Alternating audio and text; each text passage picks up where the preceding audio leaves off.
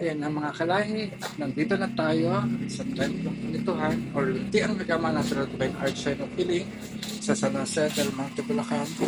So hindi talaga maiwasan na magkaroon tayo ng mga stopover dahil sa mga stopover na ating ginagawa, may mga importanteng bagay tayo binasikaso. Tulad na lang dapat ang pag-uwi namin ay kahapon pa, no?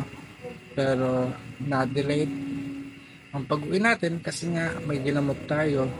Ngayong araw naman, um, mabot na tayo ng gabi kasi nga meron pa rin tayong ibang pinuntahan at inesikaso na very essential.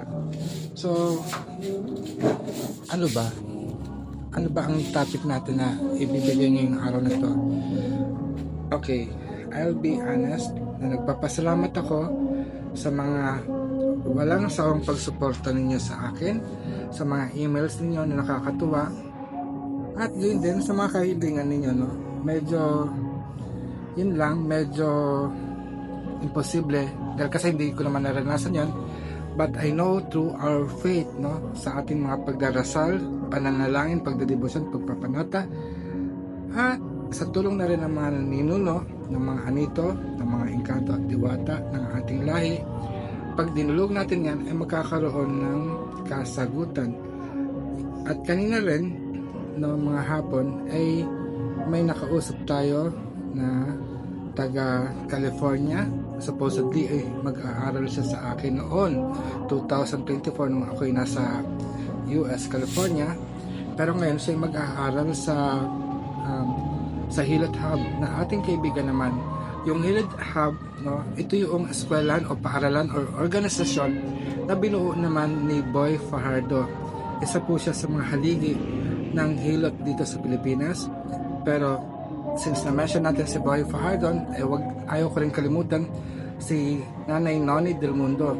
Actually, naging classmate ko siya sa School of Alternative Medicine. Noong 2001, ako yung pinakabata that time, no?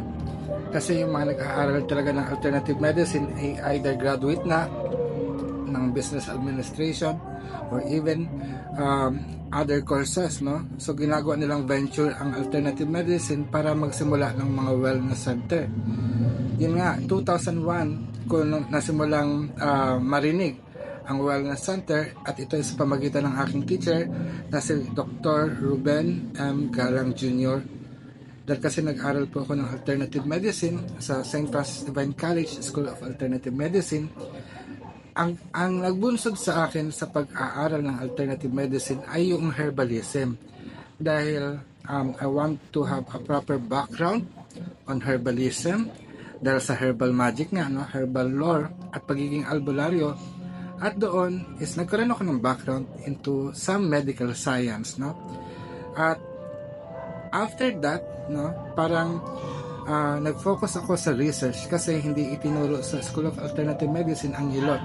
No, walang dokumento that time ng hilot, no. Although alam natin na si Manong Boy Fajardo, no, parang maaga pa lang nagkaroon na siya ng interest sa alternative medicine, pero kung babasahin niyo po ang kanyang libro, marami rin siyang pinagdaanan kasi in fact, siya po ay isang engineer bago siya magkaroon ng PhD on alternative medicine, no? I don't know kung alternative medicine ang pagiging PhD niya, but he was known as Dr. Boy Fajardo. But nung ako nga nasa PITAC, no? Even si Dr. Pabiona, ang tawag lang kay Mang Boy, ay hindi doktor, kundi engineer. But anyway, ito po yung ating entry for today na ayun pa, no?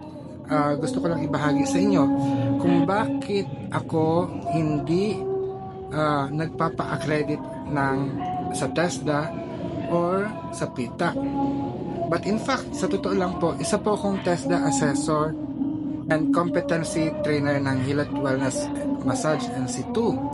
So it was long time ago, no? I've been an assessor and trainer 2008, 2009 to 2011, pero naabutan ako ng expiration nitong 2021. So hindi na ako nag-renew. But during that time ng pandemic 2020 hanggang 2023, tayo ay active na nakikipag-coordinate sa PITA through Dr. Mina Gabor, yung dating tourism secretary, dahil kasi parang, I don't know, kinausap niya ako, humingi siya ng tulong sa akin para gumawa ng curriculum para sa kanyang eskwelahan ng Hilot na gusto niyang maging legacy. Ito yung Hilot Philippines Development Center. So dahil sa ating karunungan, sa ating ambag, ay nabuo natin ang curriculum na kung saan ay inaprubahan naman ng PITA. So masasabi ko, hindi ako directly accredited ng PITA, pero yung curriculum ko ay kinilala ng PITA, no? Para sa HPDC kay Mina Gabor. But then iba ang Hilot Academy. I don't want it to be regulated by the government kasi nga sa government alam natin ayaw nila ng tawas, hindi sila nagtatawas or spiritual diagnosis, so they want it to be controlled kung ano lang ang hinihingi ng mga evidence based. Pero kasi kung titingnan natin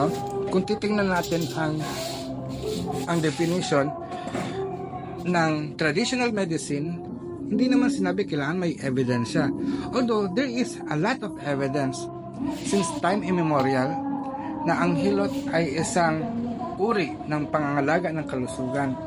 Pero kung sabihin natin na mayroong scientific findings and everything or may academic research about hilot, ito yung challenge natin ngayon, na magkaroon talaga ng academic pursuit on learning sa hilot, no? Kung para makita natin kung ito ba ay talagang nakakagaling. But our ancestors have proven na nag-exist tayo dahil sa hilot, no? Hindi naman, wala, ang medicine natin is dumating lang mga 1800s, no? Actually 1521 dumating ang mga Kastila, pero mga 1800s lang nagkaroon ng pag-aaral o pagkakaroon, I think 16 to 1800s nung nagkaroon ng modern medicine dito. At yung medisina dito sa Pilipinas ay base rin sa research ng mga praile sa mga katutubong manggagamot. At yung turo ng albularyo, actually albularyo ay ang ibig sabihin ng albularyo ay herbalist, no? Pero ang talagang tawag ng mga katutubo doon ay mananambal, lalo na ang mga Bisaya. Ibig sabihin manggagamot. So tambal, ito ay mga halaman na kinukuha ng ating mga ninuno. Kahit sabihin mo yung mga Aitat, Dumagat at ibang mga tribo, is ang gamot nila ay nakarely sa mga halaman. At hindi lang sa mga halaman, kundi sa mga ibang mga insekto, hayop at iba pa, no? Ngayon, sinabi ko doon sa nagtanong sa akin kung bakit hindi tayo nagpapasakop. Dahil kasi nga, ayaw nating i-regulate ng gobyerno at limitahan ang karunungan ng hilot sa kung ano ang gusto nilang mangyari lang, no? Dahil kasi kultura natin to at tradisyon natin to, minana natin sa mga ninuno, hindi natin pwedeng baguhin dahil sa kagustuhan ng gobyerno. Sabi nga ng mga Mambaki na katulad ni Kamamerto, no?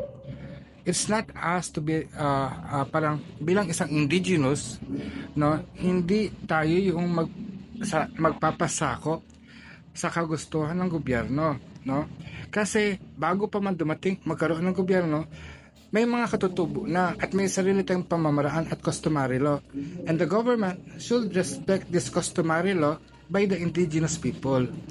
Oh, alam ko kung anong iniisip ninyo. Hindi po ako ang dato adlaw, apaadnan po ako. Wala po magdadanak ng dugo dito, kundi nagpapaliwanag lang tayo, no? So para sa akin, iniingatan ko po yung karunungan ng hilot. Dahil kung ito ay mamamodified, no? Mawawala ang essence ng hilot. Mawawala yung karunungan nito. Katulad na nga lang din sa Hilot Wellness Massage and Situ. Napakatalamak na ang popularidad ng hilot bilang isang uri ng masahe. In fact, hindi siya uri ng masahe. Isang uri siya ng panggagamutan, katutubong gamutang Pilipino. Hindi lang siya basta masahe. Although, kinikilala ng World Health Organization na may therapeutic benefit ang massage, but then, again, hilot is not just a massage. It's a holistic approach of treatment. Meron siyang diagnostic, may cleansing procedure siya, may treatment procedure or repair system, may maintenance at may strengthening. No, strengthening and maintenance. So kung susuriin nyo at aaralin nyo po yung pag-aaral o pagsasagawa ng hilot, ito'y kompleto. Pero kung ang nakita nyo manghihilot ay nanghilot lang o nagmasahe lang, ay hindi siya manghilot. Isa po siyang massage therapist. At kung ang manghihilot ay naglagatok lang, nagpatunog, hindi po. Dahil kasi kailangan marunong siyang talaga manggamot. No? Pag sinabi mong bone setting, it's not about popping and cracking bones, but it is setting talaga. Kumbaga, itutuwid mo, i-reset mo yung buto-buto. So, dapat kung ikaw ay napilayan at nabalian ng buto, ay kaya din ng bone setting na ibalik ulit ang buto sa ayos, no? So, it is a medicine indeed, no? It is a medicine indeed. Meron tayong karunungan, meron tayong pamamaraan kung paano natin ibabalik ang buto sa ayos. No? Oo, imamanipulate natin ang mga muscles, imamanipulate yung mga nerves and bones para ma-align ulit. Pero yung bali, meron tayong pamamaraan. So ito nga po ang ating pinag-aanyaya starting March 23 and every Sunday on that ay magkakaroon tayo ng pag-aaral ng Hilot Binabaylan from 1 p.m. to 6 p.m. So sana talaga supportahan niyo po ako, supportahan niyo po, mag-aral po kayo ng hilot. Sa murang halaga lang, no? Murang-mura lang ang ating hilot. Para ka lang nagpamasahe din. Na every Sunday, ang session natin, 6 hour, 1 p.m. to 6 p.m. No, ang learning session per session ay nagkakalagang 500 pesos. So, meron tayong 13 sessions, no? From 1 p.m. to 6 p.m. Every Sunday, 500 pesos lang. So, I think magkakahalaga siya ng 6,500 lang, no? Ang 13 session. So, ano pang hinintay nyo? No? Mag-email na po kayo sa akin sa apoadman@luntiangagama.org para sa karagdagang detalye o di kaya ay magpunta po kayo sa ating website sa www.hilotacademy.com. So, hanggang dito na lang at magpapahinga na muna ako. Kararating ko lang sa ating templo. So, see you again tomorrow. Mayari na. Pag-asatin. Paalam.